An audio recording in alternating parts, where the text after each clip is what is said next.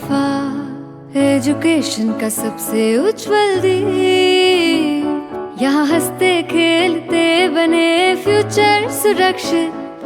Alpha के छांव तले शिक्षा की लहर चले, कुछ कर दिखाने का सपना हर स्टूडेंट में पले। एजुकेशन का सबसे उज्जवल दीप, अल्फा विद्या संकुल, जहां हर स्टूडेंट को मिले एक bright future. Hello students, how are you all? I hope you all are great at your place and doing great. So last lecture के अंदर हमने आपके चैप्टर नंबर 8 मोशन में डिस्टेंस वर्सेस टाइम का ग्राफ चेक किया था अनयूनिफॉर्म motion के लिए या फिर नॉन यूनिफॉर्म मोशन के लिए।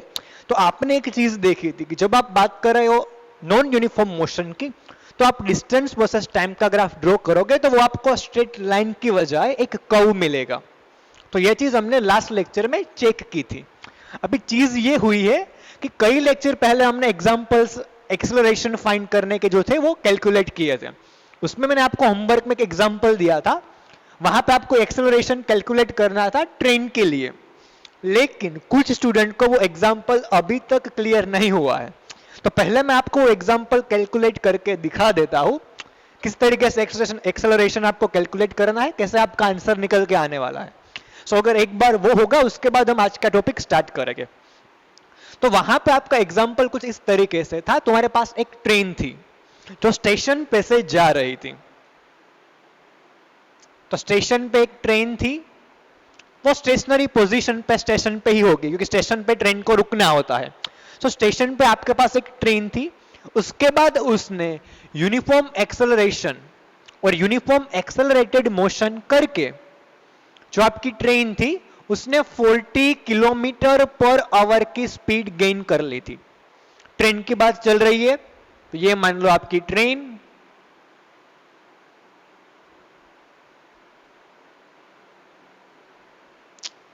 छोटी सी, ओके, ये उसका इंजन।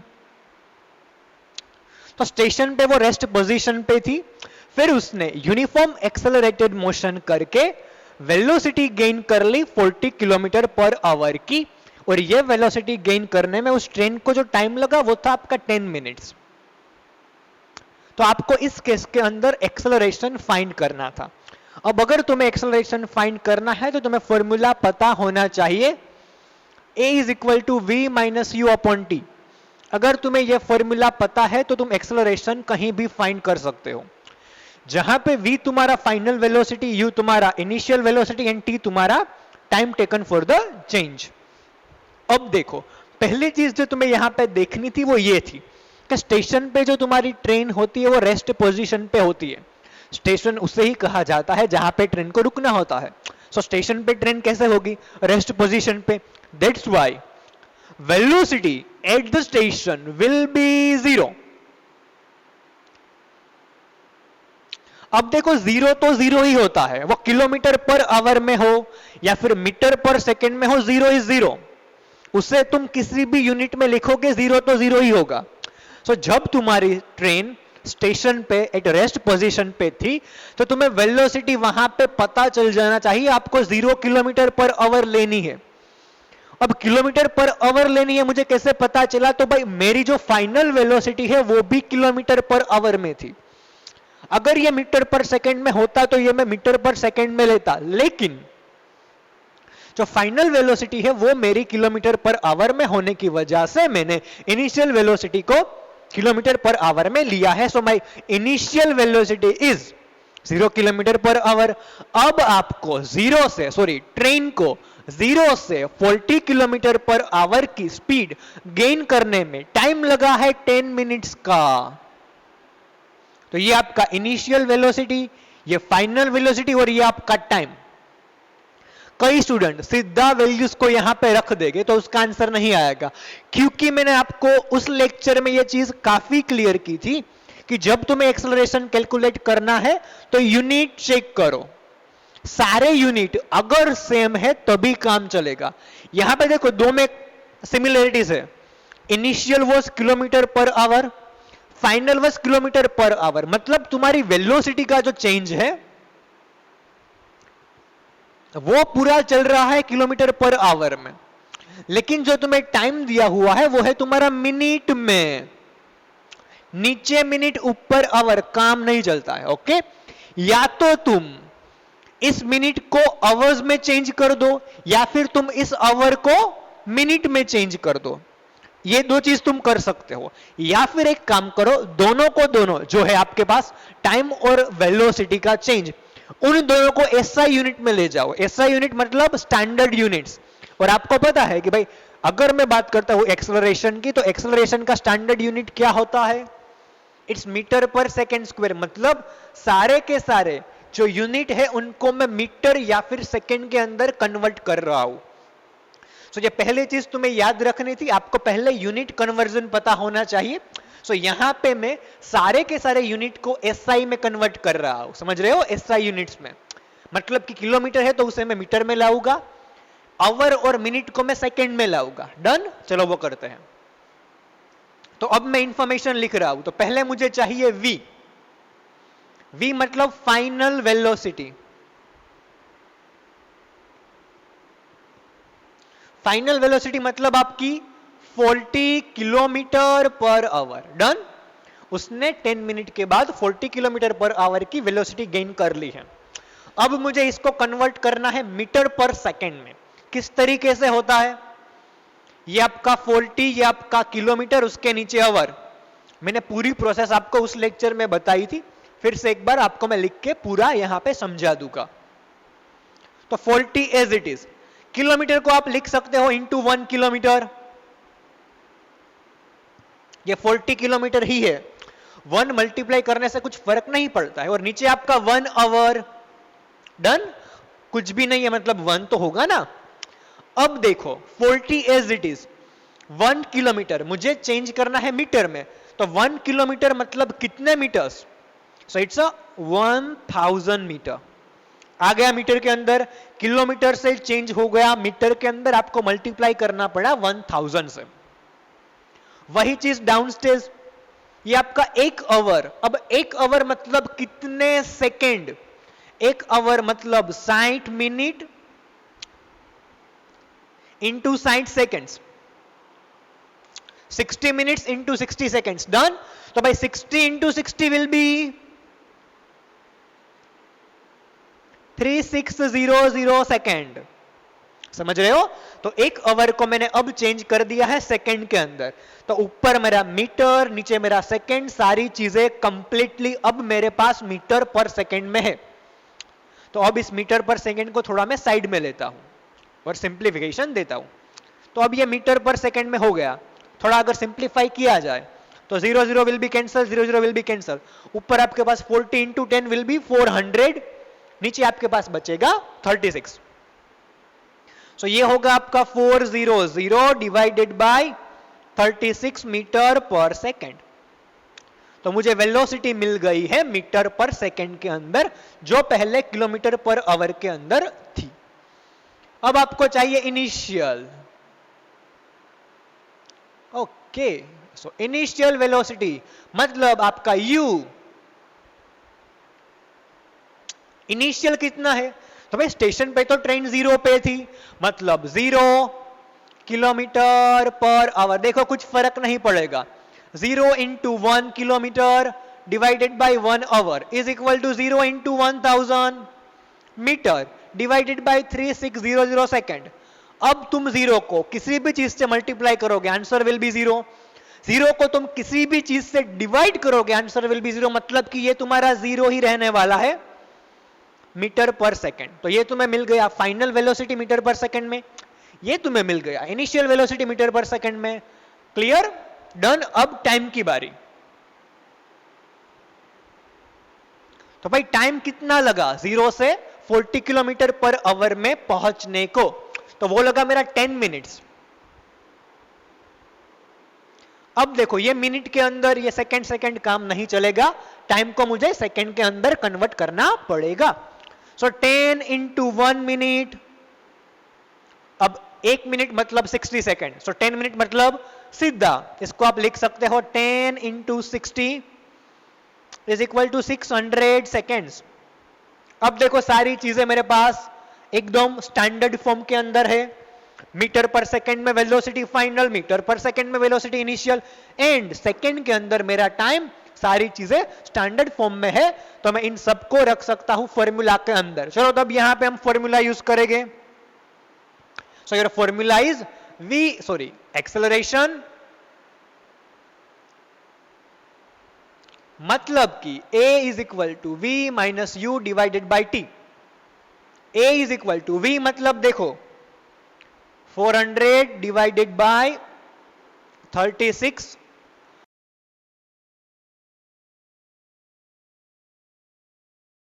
Minus 0 divided by 600। ये आपका होगा मीटर पर सेकेंड में, ये नीचे आपका सेकेंड 600 सेकेंड्स। ओके, ये मान लो आपका x minus 0, x minus 0 will be x, मतलब कि यही चीज बचने वाली है।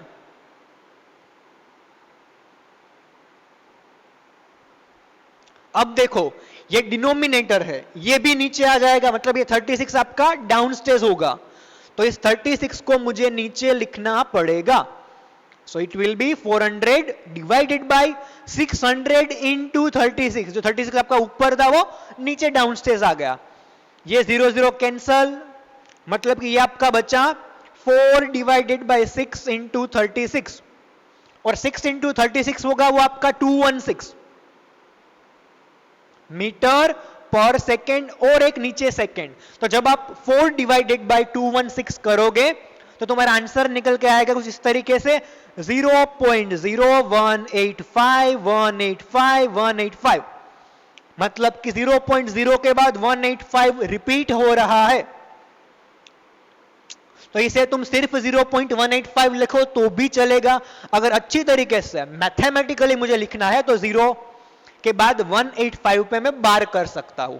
और जो यूनिट मेरा देखो क्या हुआ, मीटर पर सेकेंड नीचे और एक सेकेंड, मतलब ये सेकेंड उसके साथ नीचे आएगा, and second into second will be second square. So मुझे यूनिट मिल गया मीटर पर सेकेंड स्क्वायर। तो ये मेरा आंसर भी निकल के आ गया 0.0185 बार, एंड मेरा यूनिट भी हो गया मीटर पर सेकेंड स्क्वायर। सो इसी तरीके से आपको पूरा का पूरा एग्जाम्पल करना था। देखो मैंने यहां पे अच्छी तरीके से पूरा एग्जाम्पल आपको लिख के दे दिया है, कोई भी क्वेश्चन अब नहीं रहेगा। अगर तुम्हें फटाक से आता है तो ये सारे अगर ये सारी कैलकुलेशन तुम्हें दिमाग के अंदर आती है तो लिखने की जरूरत नहीं है, सीधा कर सकते हो। ये तो एक्सप्लेन करने के लिए मैंने आपको पूरा बताया। So this was your example for homework. I hope Dikshit अब तुझे अच्छी तरीके से पता चल गया है।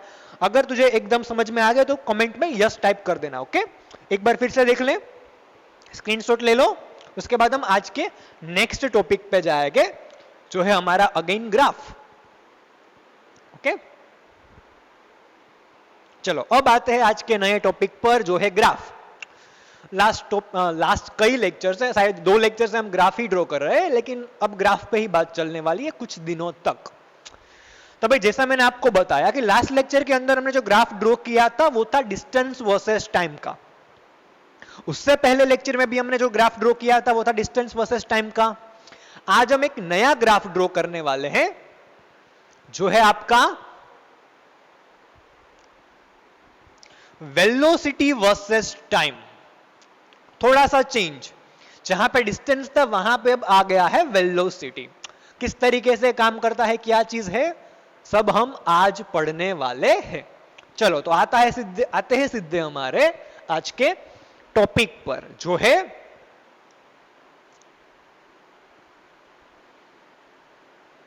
Velocity versus time graph. देखो इसको कोई भी वेलोसिटी बार या फिर वेलोसिटी डेस्क टाइम ऐसे मत पढ़ना, इसका मतलब होता है वेलोसिटी वर्सेस टाइम। जिस तरीके से डिस्टेंस वर्सेस टाइम का ग्राफ था उसी तरीके से अब आप इस ग्राफ को कब यूज करोगे, तो जब आपका object we can represent the variation of velocity for an object moving on a straight line. तो भाई अगर तुम्हारे पास कोई ऑब्जेक्ट है जो एक स्ट्रेट लाइन पे मूव कर रहा है एंड उसकी वेलोसिटी वेरी कर रही है, मतलब कि अगर तुम्हें जो वेलोसिटी में वेरिएशन आ रहा है उनको रिप्रेजेंट करना है ग्राफ पे, तो तब यूज करोगे तुम वेलोसिटी वर्सेस टाइम का graph. We can represent the variation of velocity for an object moving on a straight line with the help of velocity versus time graph. अब आपको यहां पे क्या चीज ध्यान में रखनी है, तो जब तुम ग्राफ ड्रॉ करोगे तो यहां पे वेलोसिटी वर्सेस टाइम के ग्राफ के अंदर फिर से वही चीज, time will B along the x axis. मतलब कि जब तुम ग्राफ ड्रॉ करने वाले हो वेलोसिटी वर्सेस टाइम का, तो यहां पे भी तुम्हें एक्स एक्सिस पे क्या चीज लेनी है, वो है तुम्हारा टाइम. एंड जो यहां पे चीज बदलने वाली है, जब तुम डिस्टेंस वर्सेस टाइम की बात कर रहे थे तब तुम वाई एक्सिस पे डिस्टेंस दिखा रहे थे. जब तुम वेलोसिटी वर्सेस टाइम के ग्राफ की बात करोगे तो तब तुम वाई एक्सिस पे वेलोसिटी बताओगे.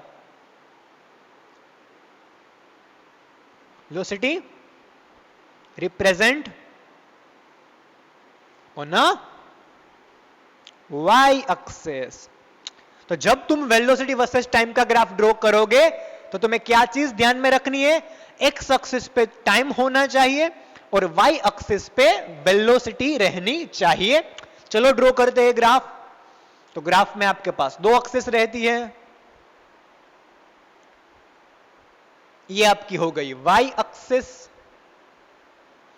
ये आपकी हो गई एक्स एक्सिस, ये आपका ओरिजिन.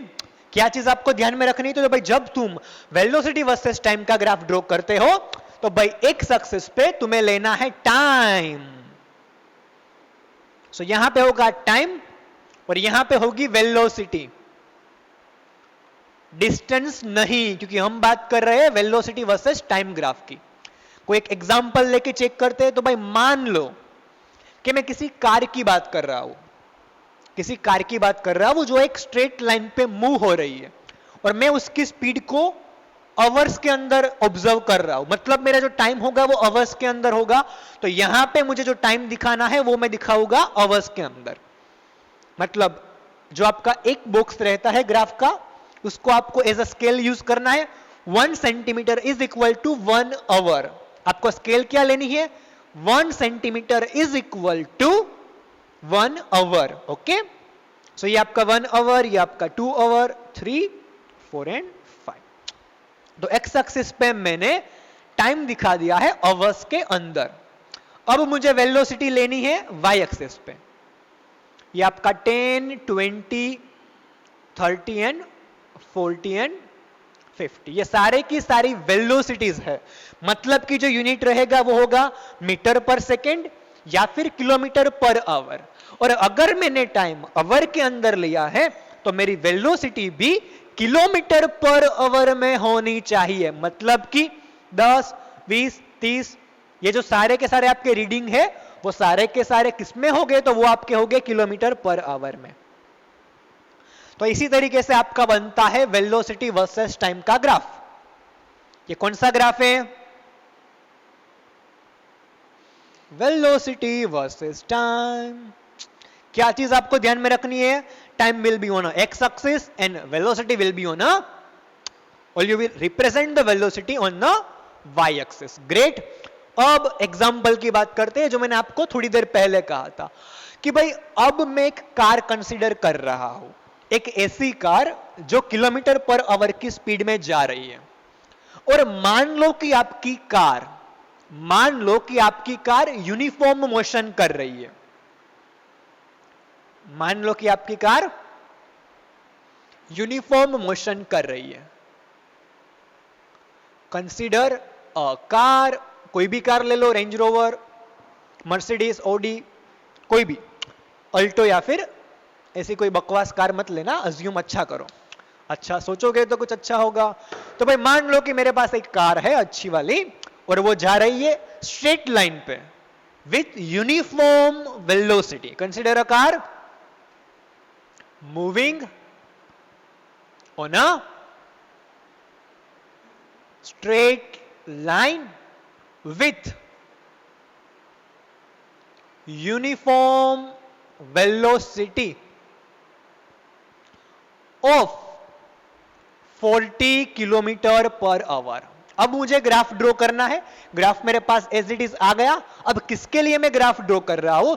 तो भाई मैं ग्राफ ड्रॉ कर रहा हूं कोई एक ऐसी कार के लिए जो मेरी खुद की है और वो यूनिफॉर्म मोशन कर रही है. कितनी स्पीड से या फिर कितनी वेलोसिटी से? तो भाई वो आपकी वेलोसिटी है 40 किलोमीटर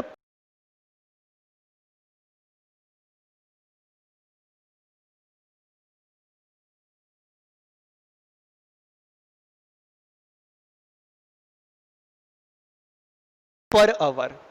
अभी मुझे पता है कि भाई कुछ स्टूडेंट ये सोचेंगे कि सर आपकी कार यूनिफॉर्म मोशन कर ही क्यों सकती है? क्योंकि कोई भी रेगुलर अगर लाइफ में आप चीज देखोगे तो वो तो नॉन यूनिफॉर्म मोशन करती है. पहले कार रेस्ट पे होगी, फिर आप कार को स्टार्ट करोगे, धीरे धीरे उसकी वेलोसिटी बढ़ेगी. तो भाई ये तो बढ़ रही है वेलोसिटी, तो ये तो नॉन यूनिफॉर्म हो गया ना. लेकिन आपको कार को ऑब्जर्व करना है जब उसने स्टार्टिंग से लेके थोड़ा टाइम स्पेंड करके 40 किलोमीटर पर आवर की वेलोसिटी गेन कर ली है. मतलब तुम देखना स्टार्ट तब कर रहे हो जब उसने ऑलरेडी 40 किलोमीटर पर आवर की वेलोसिटी गेन कर ली है. तब तक तुम मुझे नहीं देख रहे हो. तुमने देखना ही तब स्टार्ट किया जब मेरी कार ने 40 किलोमीटर पर आवर की वेलोसिटी गेन कर ली. और अब रोड एकदम क्लीन है, मतलब no traffic, no bumps, nothing, एकदम स्ट्रेट रोड है. सो मैं 40 किलोमीटर पर आवर की वेलोसिटी से यूनिफॉर्मली जा सकता हूं. आपको वो चीज देखनी है. रेडी? तो अब आप मुझे देख रहे हो मेरे कार की स्पीड 40 किलोमीटर पर आवर है यूनिफॉर्मली, मतलब कि मैं 40 किलोमीटर पर आवर की वेलोसिटी से ही कार को चलाऊंगा. तो अब आपने देखना स्टार्ट किया, मतलब जीरो पे. अब आपने आपकी वॉच स्टार्ट की, मुझे देखना स्टार्ट किया. तो आप देख रहे हो हर्षित सर 40 किलोमीटर पर आवर की स्पीड से अपनी रेंज रोवर कार चला रहे हैं, मतलब कि 0 आवर पे जब आपने वॉच स्टार्ट की तो मेरी वेलोसिटी क्या थी? तो वो थी 40 किलोमीटर पर आवर. यहां पे आएगा पॉइंट. ओके, अब मैं चला रहा हूं. अब आप 1 आवर बाद फिर से मुझे देखते हो. तो मैंने आपको पहले ही बता दिया कि भाई मैं तो यूनिफॉर्म मोशन में जा रहा हूं, मतलब कि मैं हर आवर के अंदर 40 किलोमीटर ही ट्रैवल करूंगा. मतलब मेरी velocity her bar 40 kilometre per our he constant रहने वाली है. मतलब जब जब तुम मुझे देखोगे मेरी वेलोसिटी 40 किलोमीटर पर आवर ही होगी. तो फिर तुमने 1 आवर बाद मुझे देखा, स्टिल अब भी मैं ड्राइव कर रहा हूं 40 किलोमीटर पर आवर से. मतलब कि 1 आवर जाने के बाद अब भी मेरी वेलोसिटी 40 किलोमीटर पर आवर. फिर थोड़ी देर बाद 1 और आवर गया, फिर से आपने चेक किया, मतलब कि टोटल 2 आवर के बाद अब भी मैं 40 किलोमीटर पर आवर से जा रहा हूं, क्योंकि मेरी वेलोसिटी यूनिफॉर्म है. तो भाई यही चीज चलती रहेगी जब तक मैं कार चला रहा हूं. हर आवर पे मेरी स्पीड तुम चेक करोगे तो वो तुम्हें 40 किलोमीटर पर आवर ही मिलेगी, क्योंकि भाई मैं तो यूनिफॉर्म मोशन कर रहा हूं. तो जब तुम ये सारे डॉट को कनेक्ट करोगे तो तुम्हें जो ग्राफ मिलेगा वो कुछ इस तरीके से होगा. तो ये है कार जो मेरी थी, उसके लिए वेलोसिटी वर्सेस टाइम का ग्राफ. सो आपको यहां से कौन सी चीज सीखनी है कि भाई जब कोई भी ऑब्जेक्ट यूनिफॉर्म मोशन कर रहा है, मतलब कि उसकी वेलोसिटी टाइम के साथ अगर कांस्टेंट रहती है, तो आपको वेलोसिटी वर्सेस टाइम का ग्राफ एक स्ट्रेट लाइन मिलता है, वो भी पैरेलल टू एक्स एक्सिस. समझ रहे हो? जब कोई यूनिफॉर्म मोशन की बात करते हो तो आपको जो ग्राफ मिलता है वो होता है straight line parallel to X axis, या फिर मैं कह सकता हूं straight line parallel to time axis, क्योंकि यहां पे मैं टाइम दिखा रहा हूं एक्स एक्सिस पे. तो इस चीज पे से मुझे जो याद रखना था, जो कंक्लूजन मुझे निकालना था, जो आपको निकालना था, वो ये था, फॉर यूनिफॉर्म मोशन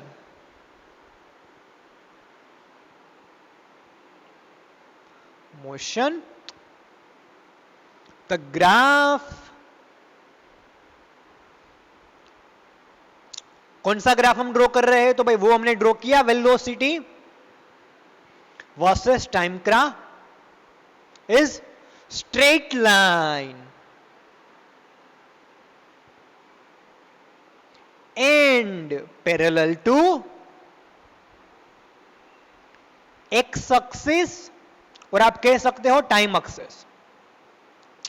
तो ये कंक्लूजन आपको निकालना था, ये चीज आपको याद रखनी थी।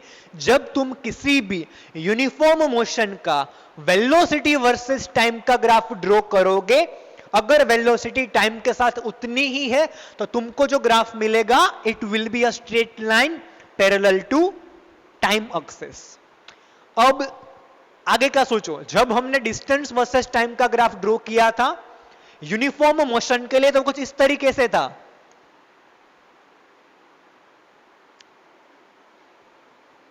ये वेलोसिटी वर्सेस टाइम का, और ये आपका डिस्टेंस वर्सेस टाइम का यूनिफॉर्म मोशन के लिए। तो जब कोई ऑब्जेक्ट यूनिफॉर्म मोशन करता है और आप डिस्टेंस वर्सेस टाइम का ग्राफ ड्रॉ करते हो, तो वो आपको कुछ इस तरीके से मिला था। तो वो स्ट्रेट लाइन था लेकिन पैरेलल नहीं था। ये दोनों का डिफरेंस है। जब तुम डिस्टेंस वर्सेस टाइम का ग्राफ ड्रॉ करते हो किसी यूनिफॉर्म मोशन के लिए, तो वो आपको कुछ इस तरीके से स्ट्रेट लाइन मिलता है जो इन दोनों एक्सिस से कुछ इंक्लाइंड करती है। लेकिन जब तुम वेलोसिटी वर्सेस टाइम का ग्राफ ड्रॉ करोगे यूनिफॉर्म मोशन के लिए, तो वो आपको मिलेगा straight line as well as parallel to X axis. तो अगर तुम्हें कोई ऐसा ग्राफ देता है वेलोसिटी वर्सेस टाइम का, तो तुरंत ही तुम्हें पता चल जाना चाहिए कि ये जो ऑब्जेक्ट है, फिर वो कार है या फिर ट्रक है या फिर बाइक, कुछ भी है, उसकी जो मोशन होगी वो यूनिफॉर्म होगी। तो इतना तुम्हें यहां से याद रखना था। क्लियर? यस। अब थोड़ा आगे बढ़ते हैं, हल्का सा। जैसे हमने जो आपका डिस्टेंस वर्सेस टाइम का ग्राफ था, वहां पे हमने वेलोसिटी फाइंड की थी, यूनिफॉर्म वेलोसिटी 2 मीटर पर सेकेंड वाला मैंने लास्ट आपको लेक्चर में एग्जांपल दिया था। तो ऐसा ही कुछ यहां पे ट्राई करते हैं कि भाई यहां पे तुम क्या फाइंड कर सकते हो। देखो वेलोसिटी फाइंड नहीं करनी है यहां पे, वहां पे आपको वेलोसिटी पता नहीं थी इसलिए आपने वेलोसिटी फाइंड की थी। यहां तो आपको ऑलरेडी वेलोसिटी पता है भाई, जो कार थी वो 40 किलोमीटर पर आवर की स्पीड से जा रही थी, मतलब वेलोसिटी तुम्हें पता है। तो तुम फाइंड क्या करोगे? तो भाई मान लो कि मुझे फाइंड करना है डिस्टेंस। क्या फाइंड करना है? डिस्टेंस, या फिर मैं कह सकता हूं डिस्प्लेसमेंट, क्योंकि मैंने आपको पहले ही बताया था अगर कोई ऑब्जेक्ट स्ट्रेट लाइन पे सीधा जा रहा है तो उसका जो स्पीड होगी और जो वेलोसिटी होगी वो दोनों सेम ही रहने वाली है, क्योंकि आपका distance and magnitude of displacement both will be same. तो अगर मैं यहां पे वेलोसिटी टर्म यूज करूं तो भी चलेगा, अगर मैं स्पीड यूज करूं तो भी चलेगा। तो भाई मुझे कैलकुलेट करनी है, मुझे कैलकुलेट करना है, वेलोसिटी मुझे पता है, मुझे कैलकुलेट करना है डिस्प्लेसमेंट, या फिर आप उसे कह सकते हो डिस्टेंस। यह चीज मुझे फाइंड करनी है, दोनों एक ही निकल के आएगी, क्योंकि जो मेरा ऑब्जेक्ट है वो स्ट्रेट लाइन पे एकदम सीधा जा रहा है, बैकवर्ड नहीं आ रहा है। अब मुझे एक फॉर्मूला पता है कि अगर, फॉर्मूला तुम्हें भी पता होना चाहिए, अगर कोई ऑब्जेक्ट यूनिफॉर्म मोशन करता है विथ वेलोसिटी v, तो आपके पास फॉर्मूला है कि भाई वेलोसिटी किस तरीके से निकाली जाती है। तो भाई velocity is equal to displacement divided by time. ये आपका पहले से फॉर्मूला तुम्हें पता है, velocity is equal to displacement divided by time. अगर तुम स्पीड बोलते तो डिस्प्लेसमेंट की जगह पे आ जाता डिस्टेंस। सो यहां पे आपका डिस्प्लेसमेंट मतलब magnitude of displacement, okay, divided by time. मतलब कि अगर मुझे डिस्प्लेसमेंट फाइंड करना है तो वो क्या होगा? तो भाई displacement is equal to velocity into time, velocity into time. अब इस चीज को हम फाइंड करेंगे और उसके बाद हम उसको इस ग्राफ में कहीं अरेंज करने की ट्राई करेंगे। ओके, तो मुझे इस फॉर्मूला को यूज करके डिस्प्लेसमेंट फाइंड करना है, फिर इसको कंपेयर करना है इस ग्राफ के साथ। लेट्स डू इट क्विकली, फटाफट चलो। तो भाई मुझे एक चीज मुझे अच्छी तरीके से पता है कि भाई हर्षित सर की कार 40 किलोमीटर पर आवर की स्पीड या फिर वेलोसिटी से जा रही थी, मतलब v is equal to 40 kilometre per hour. अब अगर मैं आपको पूछूं कि भाई मुझे ये बताओ कि 2 आवर से स्टार्ट करके 4 आवर तक, या फिर मान लो कि 5 आवर तक, मतलब कि पहले तुमने मुझे देखा 2 आवर्स पे और फिर तुमने मुझे देखा 5 आवर पे, दोनों टाइम पे जो मेरी वेलोसिटी थी वो आपको 40 किलोमीटर पर आवर ही दिखेगी।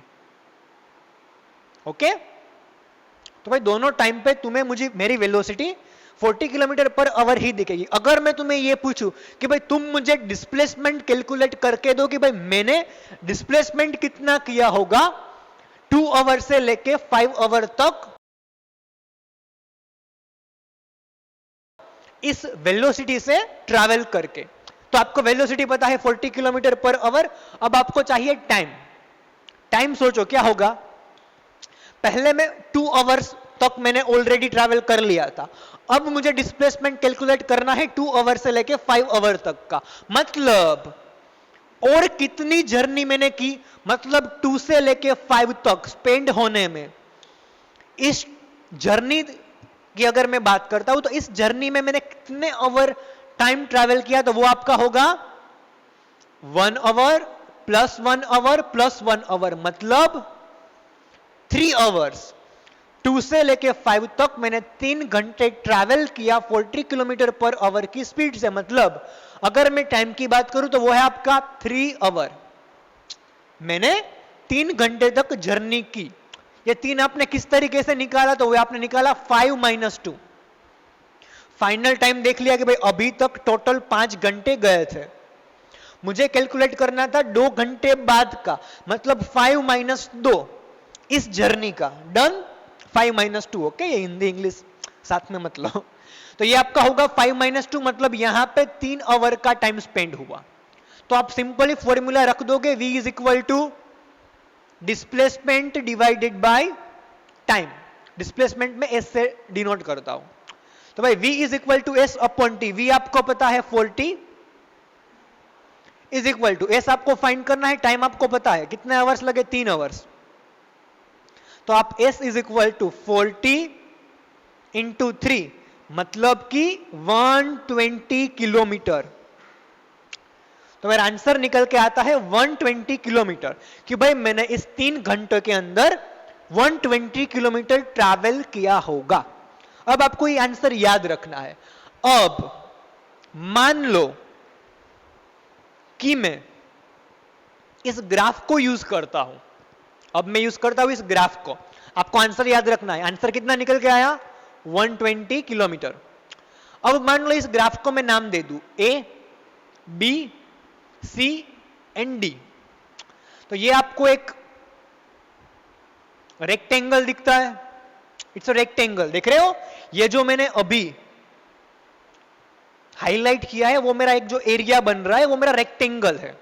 अगर मैं इस रेक्टेंगल का एरिया यूज करता हूं, अगर मैं इस रेक्टेंगल शेप का एरिया फाइंड करता हूं, अब रेक्टेंगल का एरिया मतलब क्या होता है, तो भाई रेक्टेंगल का एरिया मतलब लेंथ इंटू विड्थ।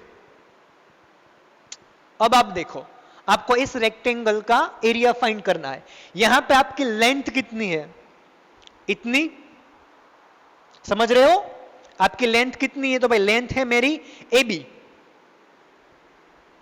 इंटू जो विड्थ है मेरी वो कितनी है, वो है मेरी इतनी, मतलब AD या फिर BC दोनों एक ही रहने वाले हैं। ओके, तो मैं या तो AD लिख सकता हूं या तो मैं BC लिख सकता हूं। मैं लिख रहा हूं AD।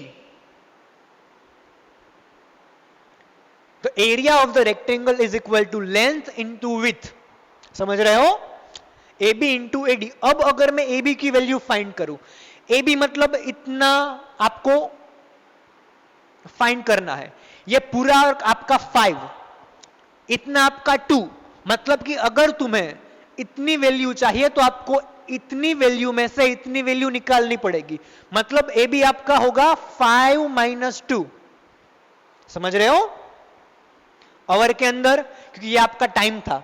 अगर तुम्हें इतना पोर्शन चाहिए तो आपको OB में से OA कट करना पड़ेगा, तो तब आपको जाके AB मिल जाएगा। OB मतलब 5, OA मतलब 2, मतलब कि 5 - 2 = AB। अब आपको चाहिए AD, AD मतलब इतना डिस्टेंस। तो देखो ये जो डिस्टेंस आपका है, जो आपकी हाइट है, वो किसके पैरेलल है, तो भाई इसके, मतलब ये जो वैल्यू होगी वही ये होगी। और ये वैल्यू आपकी कितनी है, तो भाई ये वैल्यू आपकी है 40। यहां से लेके यहां तक जो आपकी हाइट निकल के जाती है वो है आपकी 40, मतलब AD = 40। और वह 40 चीज क्या है, तो भाई 40 है km/h। समझ रहे हो, मैंने एरिया फाइंड किया इस रेक्टेंगल का, ये 5 - 2 आवर के अंदर AB, उसके बाद ये मेरी हाइट, क्योंकि मुझे ये साइड चाहिए थी, इसके इक्वल टू रहने वाली है, तो वो आपका 40 km/h। 5 - 2 मतलब 3 आवर इनटू ये आपका 40 km/h। इसका मतलब 3 × 40 km/h पर आवर, मतलब नीचे एक आवर कैंसिल, मतलब बच के जो आपका आंसर निकल के आएगा, आवर दोनों कैंसिल आउट हो जाएंगे, बचेगा आपका 3 × 40 किलोमीटर, मतलब कि 120 किलोमीटर।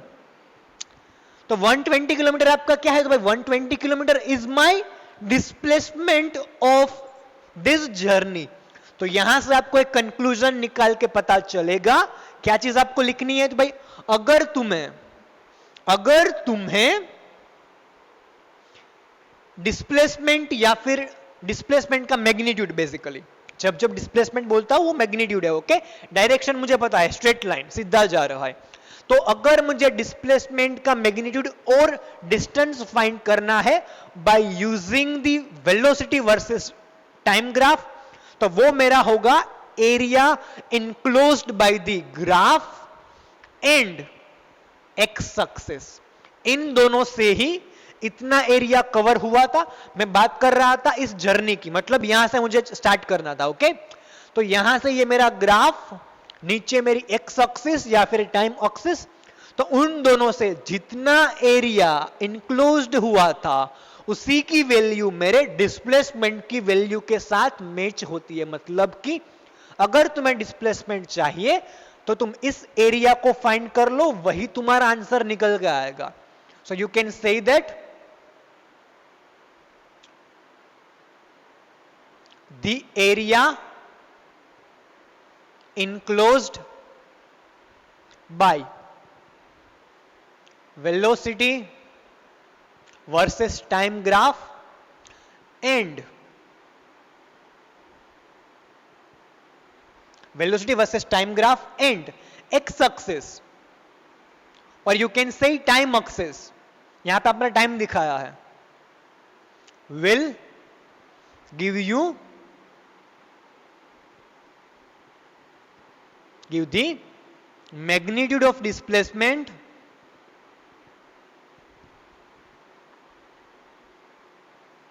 या फिर उससे आप कह सकते हो डिस्टेंस।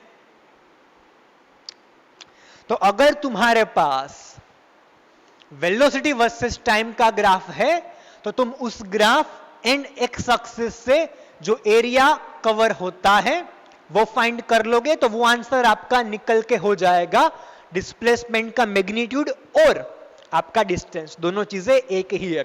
तो ये मैंने एक नया कंक्लूजन निकाला है कि अगर तुम्हारे पास वेलोसिटी वर्सेस टाइम का ग्राफ है तो अगर तुम्हें डिस्प्लेसमेंट चाहिए तो तुम्हें एरिया कैलकुलेट करना होगा वेलोसिटी वर्सेस टाइम के ग्राफ एंड टाइम एक्सिस के बीच का। और इन जनरल मैं इस पूरी प्रोसेस को कुछ इस तरीके से लिख सकता हूं, देखो यहां पे आ जाओ लास्ट में। अगर मुझे इन जनरल बात करनी थी, मतलब मुझे यहां पे 5 पता नहीं था, तो इसे मैं T2 लिख देता हूं। अगर मुझे यहां पे 2 पता नहीं था तो मैं इसे T1 लिख देता हूं।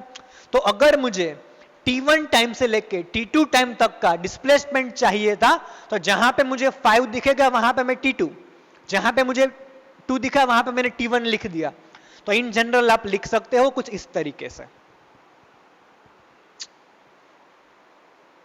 कि भाई displacement is equal to area is equal to length into width, length मतलब AB, विड्थ मतलब AD।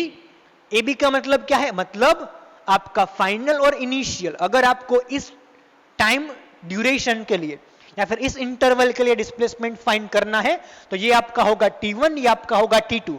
तो T2 माइनस T1 मतलब लेंथ, इन 40 जो आपकी हाइट थी वो आपकी क्या थी,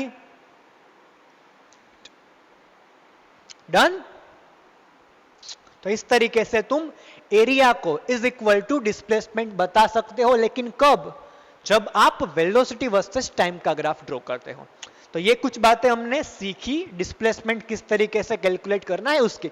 अगर तुम्हें कहा होता इस पूरी जर्नी का डिस्प्लेसमेंट फाइंड करो, मतलब 0 से लेके 5 तक का, तो फिर तुम ये पूरा कवर कर लेते, तो ये पूरा एरिया बन जाता। मतलब T2 तुम्हारा 5 रहता, T1 तुम्हारा 0 रहता, तो ये आपकी लेंथ, ये आपकी विड्थ, तो मुझे मिल जाता 5 इंटू 40 मतलब कि 200 किलोमीटर। तो अगर तुम्हारे पास ग्राफ है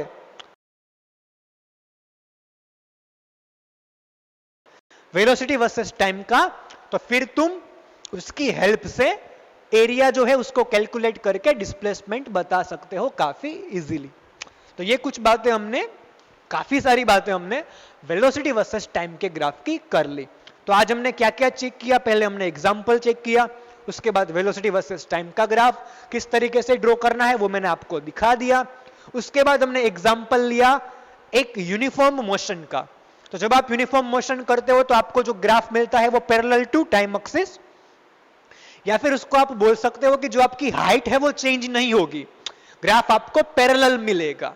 और अगर आपको इस ग्राफ को यूज करके डिस्प्लेसमेंट का मैग्नीट्यूड या फिर डिस्टेंस कैलकुलेट करना है तो वो आपका होगा area enclosed by the graph and the axis.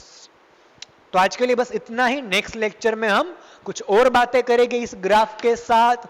अगर वीडियो पसंद आया हो तो लाइक एंड शेयर कर देना, अगर कोई डाउट रहता है तो कमेंट में बता देना। मिलते हैं अगले लेक्चर में, तब तक के लिए have a nice day and enjoy your life. Thank you.